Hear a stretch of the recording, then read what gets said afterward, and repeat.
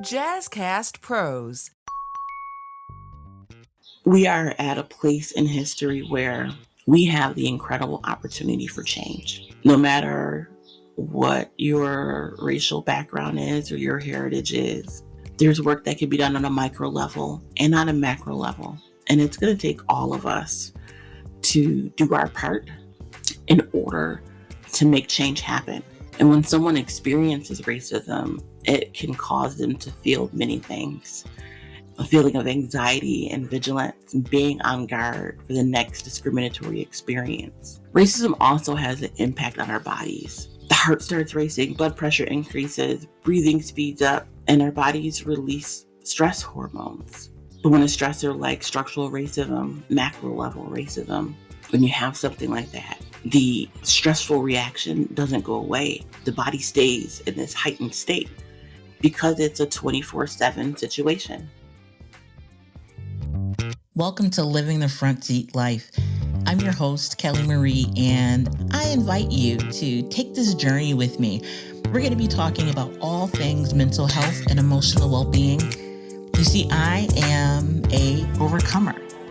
If you are interested in figuring out the path for you to determine how and where you will drive your future, this is the place to be. We get to determine the ride. We may not get to determine the weather or who's on the road with us or if it's going to be a scenic route or not. But we are the drivers. So join me on this ride, living the front seat life. Welcome. If you tuned in last week, we had a tough conversation around hatred not being a mental illness. And this week, I want to continue the conversation, but look at it from a different angle and talk about the mental health effects of racism.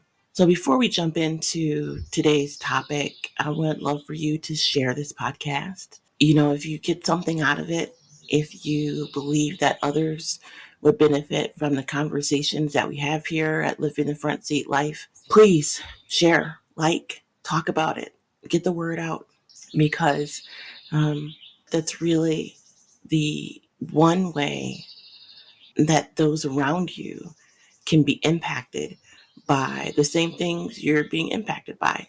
That's the one way they can learn the same things that you're learning. And so today, in talking about mental health and the mental health effects of racism, I believe that in talking about micro racism, macro racism, what racism is, and going through some definitions and what the effects of it looks like to a person's mental health and to the mental health of a community is a great way, if you've ever said, what does this mean and how does this work, to share and to educate others without really having to say a thing. Forgive me, I am a little under the weather. That seems to be a thing I've been going through lately, which, considering the topic, the mental health effects of racism, there are physical effects of the mental health effects, of stress and how the body responds and reacts. And so I am being careful in taking care of myself. I have noticed I haven't been doing all of the things that I should be doing. I am actually, just so you know, taking a class later on today on breathing and how to breathe. When we think about breath and our breath and breathing, we breathe without thinking about it. But there is something to be said about intentional breathing, about being mindful of each breath. And I'm looking forward to that class to help me process and help me deal with everything that I'm personally going through and that I'm going through as part of my Black experience. I am taking care of myself. I am using the tools, but I realized that I was not paying as much attention to me and what I was going through as I needed to, which is a natural response to trauma and a natural response to me and my personality of wanting to help and take care of others. So let's dive into today's topic. This is one of those things that I think you need to just sit with and think about and probably go back and listen to again and figure out how you personally can go about maneuvering within the system. And when I say system, I mean the system of racism. And that's what it is. So I want to start with some basic definitions. I'm taking it to old school Merriam Webster, and I want to be able to have you kind of recreate my steps, right? I didn't want to give you something that required you to go out and buy a book and read and find page 432. You can go right to the internet, ask Google, and look up the definition of racism. And so there are two definitions here. So the definition of racism, the first definition, a belief that race is a fundamental determinant of human traits and capacities, and that racial differences produce an inherent superiority of a particular race. Here's an example. Latino elites used racism to justify the displacement and enslavement of the indigenous population, and these beliefs, along with the resentment created by the continued exploitation of indigenous land and labor, culminated in the Guatemalan Civil War. That is Mariana Cavo. The war on drugs, cloaked in race-neutral language, offered whites opposed to racial reform a unique opportunity to express their hostility towards blacks and black progress without being exposed to the charge of racism. It's Michelle Alexander. From racist graffiti in schools to daily microaggressions and police profiling, rally testimonials highlighted that issues surrounding racism are still very much local issues. Ryan Deacon. And how do we begin undoing the processes of internalized hate and internalized racism? Bell hooks. That is our first definition. A belief that race is a fundamental determinant of human traits and capacities, and that racial differences produce an inherent superiority of a particular race. The second definition, the systemic oppression of a racial group to the social, economic, and political advantage of another, specifically white supremacy, institutional racism. Quotes from Angela I. Davis. One of many ruses racism achieves is the virtual erasure of historical contributions by people of color. That speaks volumes to me because as a child, I studied the contributions of Black folks in America, and I didn't learn those things in school. I learned them in extracurricular programming. And when you consider and look at the way that American education is structured, it is built in a way to very much erase the historical contributions of people of color. And when you do a little research and you look at those contributions, you will be blown away by all of the work that Black folks have done, that Indigenous folks have done, that Chinese folks have done. This erasure is not just for the racial majority. Also, it affects the racial minority. If you're only told of bad things that you or your people have done, or the ineffectiveness of your people, or that they contributed nothing to the building of the place where you live here in America, right? That has an effect on you. And I want to read the B definition. It's a political or social system founded on racism and designed to execute its principles. An excellent example of that from The Economist is in 1913, the Natives Land Act reserved 90% of the United States of America for whites, who then made up 21% of the population. So, under the formalized racism of apartheid in South Africa, 3.5 million blacks were forcibly moved to isolated reservations called homelands. These are systems and practices on a large scale. One cannot really understand the impact of racism without really diving deeper. It's not something that's inherent. It's not something you just wake up and say, aha, I've got it. It requires work. And this is a part of that work. It requires work to heal, both for Blacks and other people of color, as well as white folks.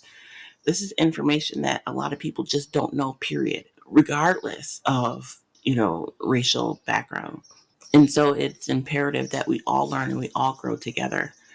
And so I'm sharing this today because I don't believe that I really gave you steps or positive outcomes, positive things you can do last time around. And this episode really breaks that down, not specifically in, well, I guess the steps, but in what it looks like. And from there, you can see where you fit in. We are all in different places. You and I have different lives. We have different families. We have different histories, regardless of our sameness. So I think when it comes to having a conversation like this, it's important to take time and figure out exactly where you sit in this whole thing. And so the information that I'm sharing today is coming from the New York State Department of the Office of Mental Health. I wanted to not just speak from my opinion. I wanted to give you information that comes from the professionals, right? I feel like I know a lot, but what I do know is that this topic very much affects me, and I don't want it to just be about what I feel. I think it is important to know that, to have that human side of things. But at the same time, this is not just something that I'm experiencing or something that you're experiencing. We're experiencing this together. And I think it helps us. It helps us when we know that we're not the only ones experiencing a thing. So, again, this comes from the New York State Office of Mental Health. Before we start, I just want to give you the two crisis hotline numbers. You can dial 988 or you can dial the National Suicide Prevention Lifeline at 800-273-TALK. And that's 8255. Or you can text the number 741-741.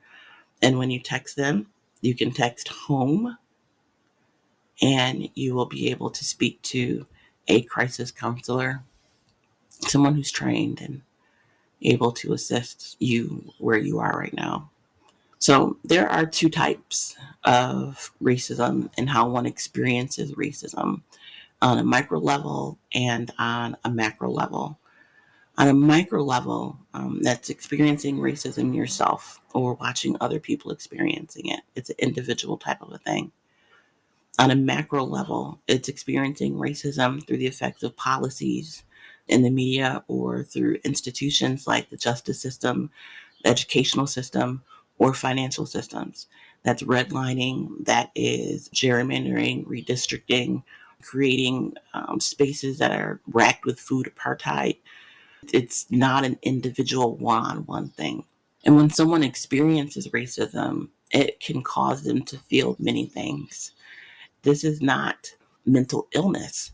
This is just the natural effects of experiencing racism. So someone can feel sad, depressed, or have suicidal thoughts, a feeling of anxiety and vigilance, and being on guard for the next discriminatory experience.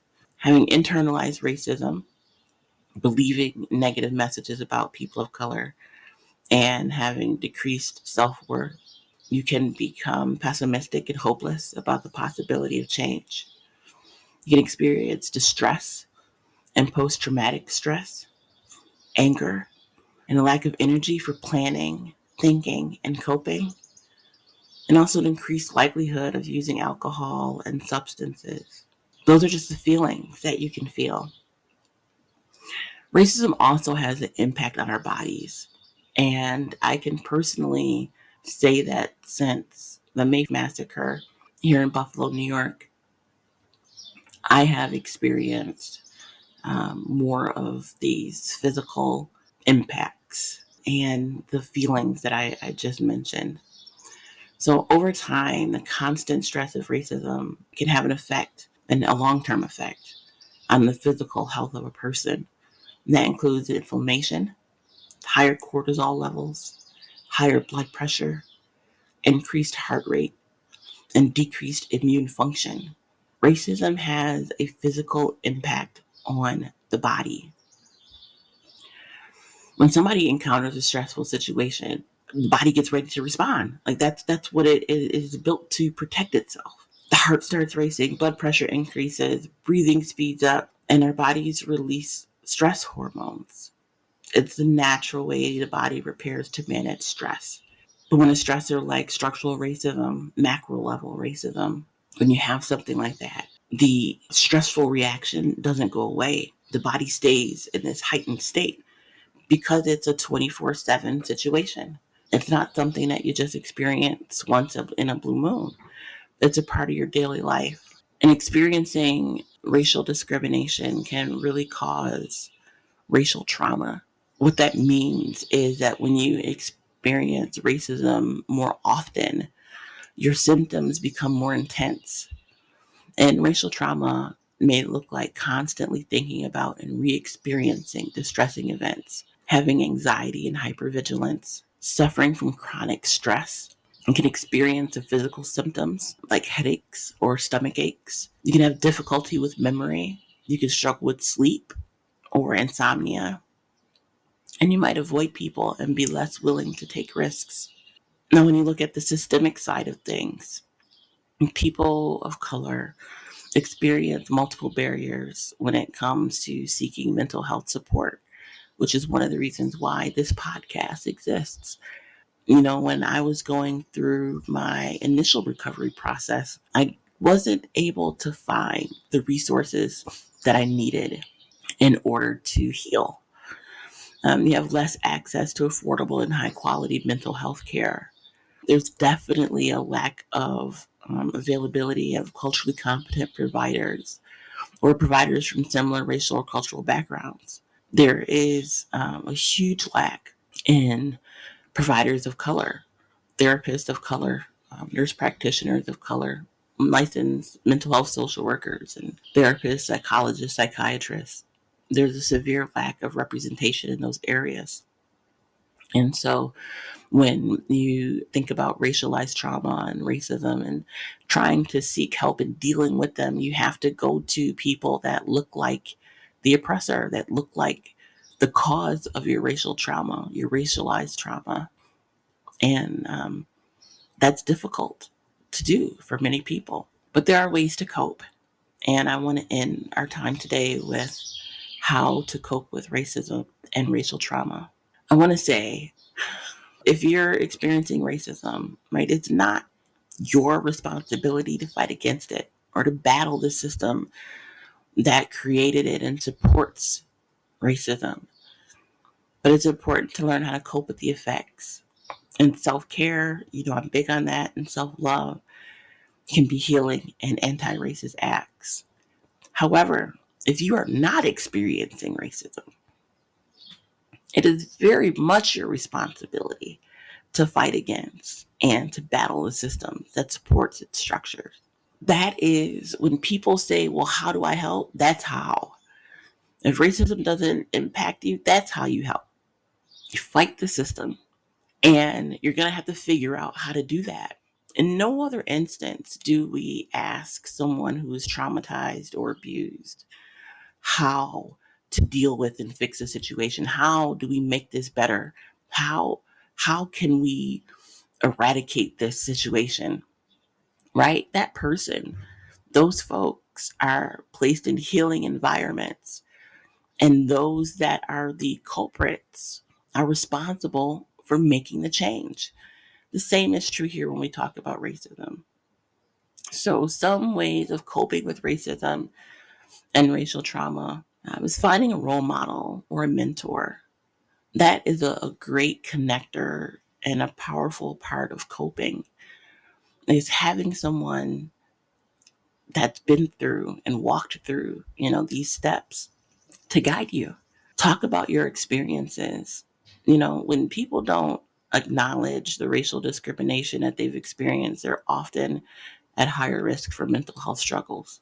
So having conversations, talking about what it feels like, talking about where you are in your recovery process is incredibly important. Name what you feel when you feel it. Now, this is something that we've talked about before, emotions and feelings and naming things. It is a great part of the healing process when you can name what you're feeling when you're feeling it.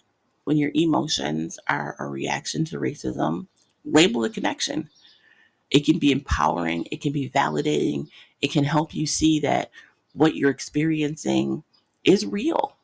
Remind yourself that taking time to pause can improve your health. Rest is a incredible, I'm using that word a lot, but rest is it's a really a radical act of self-care and healing. You can connect with others who understand what you've experienced and can provide social supports,